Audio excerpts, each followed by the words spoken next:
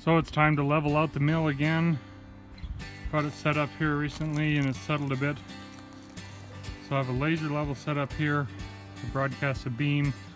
It's bright enough to see on that drywall T-square that I have clamped to the bed rail. So I started from this corner right here, which is the highest point in the whole mill. The other side is level to it. And so in the middle of the mill,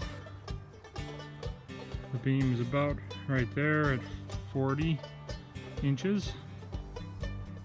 And I've just raised this side up to the same level that it is here.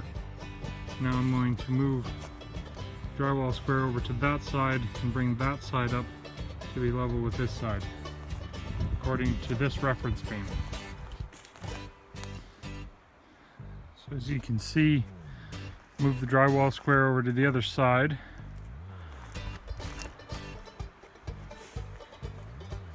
And I've used my little hydraulic floor jack to jack up this side.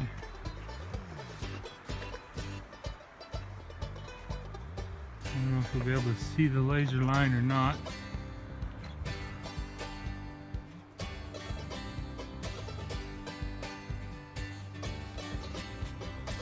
Probably not.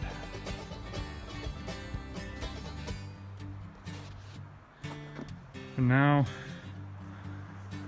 I'm going to take some cedar shims, fill up those gaps underneath here, and then lower the jack down. So I think I have it all level. You can see how much of a shim I had to put on this side, how much it's settled over the past few days here. Last week is when I finally got it all put together on its new location. And there was, when we set them down, there was probably maybe ½ inch in that spot there and there, maybe an inch or less, but now there's over 2 inches. That being said, when we did the initial leveling as well, this side here was lower than that side. So my goal today was to level it all the way out. So I think I've got it fairly level, but as a second check, I've mounted the level on the saw head with the beam, so you'll be able to see it here. And from this single reference point, I'll be able to go all the way down the length of the bed and measure it. I was noticing from that point there, I had to turn it a little bit and I wasn't getting it perfectly level each time. And then the wind, as you can probably hear, has picked up, and that was giving the drywall square a bit of deflection as well. And so now I'm going to measure the centers. I've grabbed my magnetic level, placed on the back of the square, and I'm going to set it on each of the crossbars.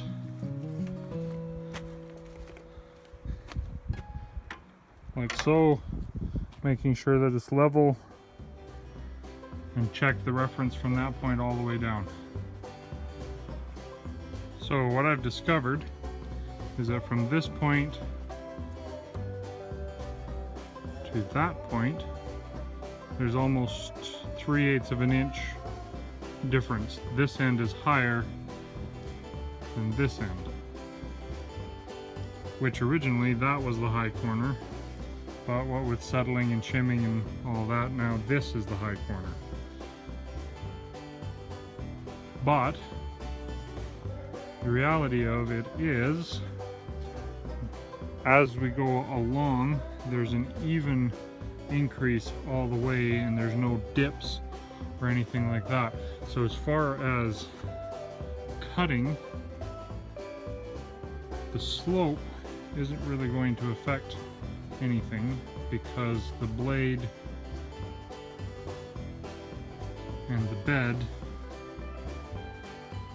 are, well, They'll always be parallel, but it's a constant slope.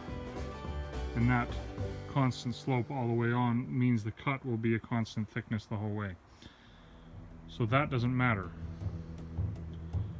Eventually I hope to get it perfectly level and flat, but as for now I'm just cutting some big timbers for some raised beds anyway, so they don't have to be perfect, but they'll be pretty darn close.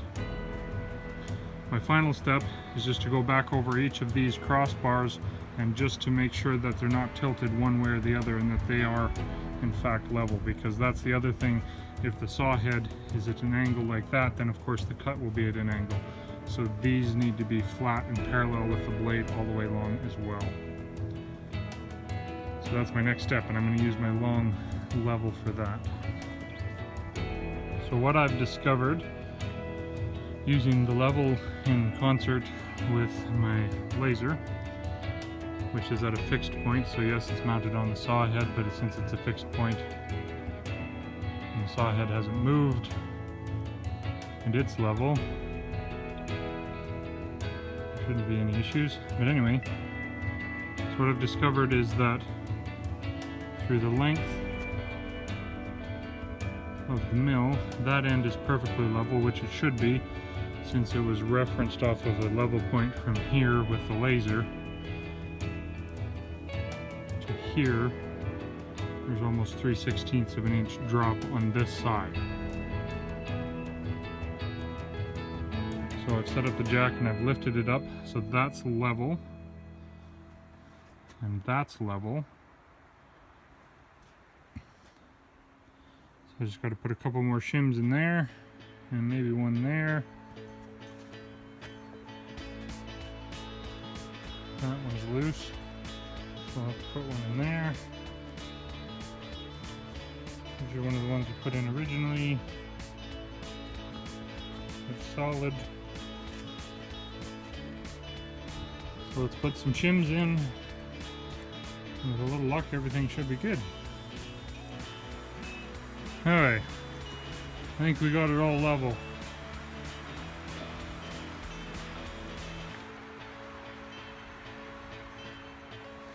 Pretty close.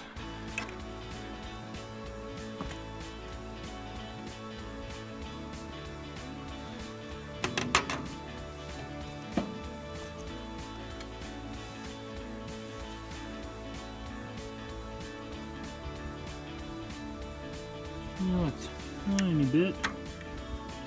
We'll probably settle some more, so I think we'll call that good enough for today. In case you're wondering, the shims that I'm using are leftover cedar shakes from when I put a new front door on our house. You can look at that on our blog. I didn't make a video of it, but it is up on our blog, birchtreefarms.com. And the reason I use shakes is so I can put a taper in going this way and a taper in going this way, and then I can pound them together and the wedging action will remain flat, but it'll also lift at the same time. So now that we got this all flat again, we can proceed with cutting some more timbers. And there's the end product of a couple hours of today's milling.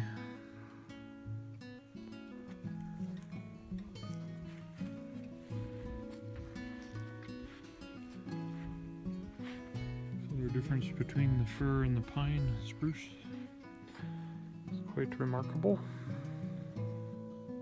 Now it's time to replace some of those beds with one big L-shaped raised bed. Time to start anyway.